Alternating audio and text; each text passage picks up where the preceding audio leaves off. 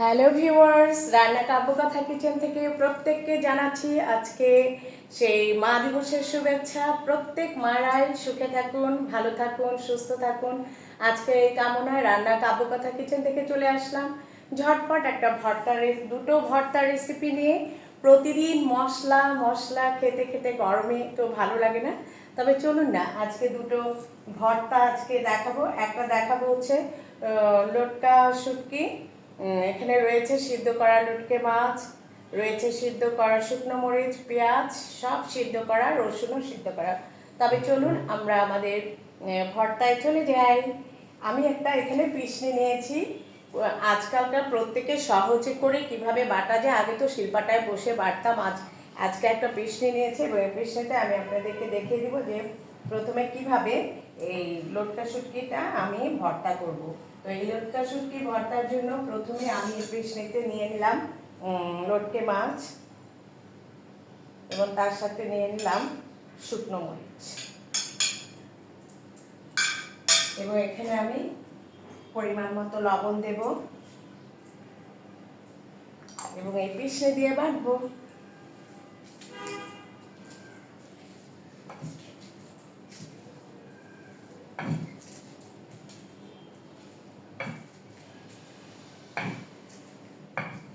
অনেকে আছে যাদের হচ্ছে শিলপাটায় বাটতে অনেক কষ্ট হয়। আগে তো আমি শিলপাটায় সব ভর্তা ভর্তি করতাম, কিন্তু এখন দিনে দিনে আর শিলপাটায় বাটাটা একটা অনেক কষ্টকর হয়ে যায়। সেই জন্য এই যে আজকাল যে পিসনিগুলো বের হয়েছে, এগুলি কিন্তু খুব সহজেই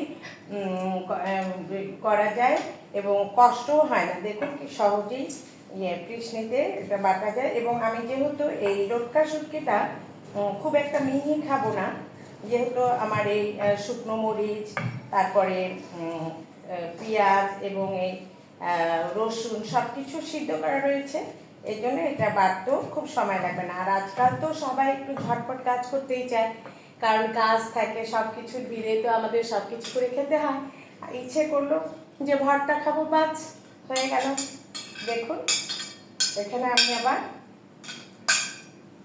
দিয়ে দিলাম রসুন এবং পেঁয়াজ সিদ্ধ, এবং এটাকেও আবার কিছুক্ষণ পিসনিতে বেটে নেব।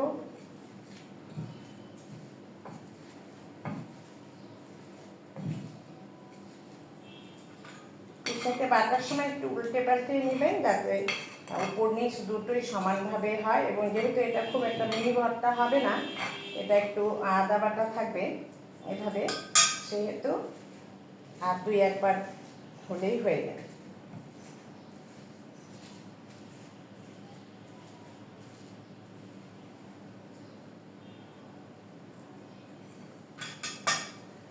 ভর্তা খাবো আর সরষের তেল দেবো না তা তো হবে না। আর এখানে আমি ব্যবহার করেছি স্কয়ারের রাঁধুনি সরষের তেল।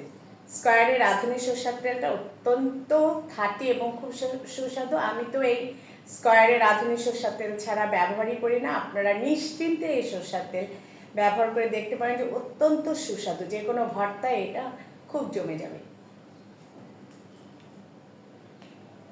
দেখুন এখানে আমি কিছু তেল দিয়ে দিলাম।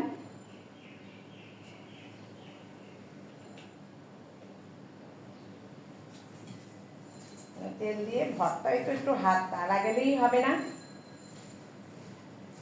পিসনিতে আমাদের বাটা হয়ে গেছে এবং এটা আমি একটি পাত্রে নিয়ে আপনাদেরকে আমি দেখিয়ে দেব আজকে সিদ্ধ রসুন লটকে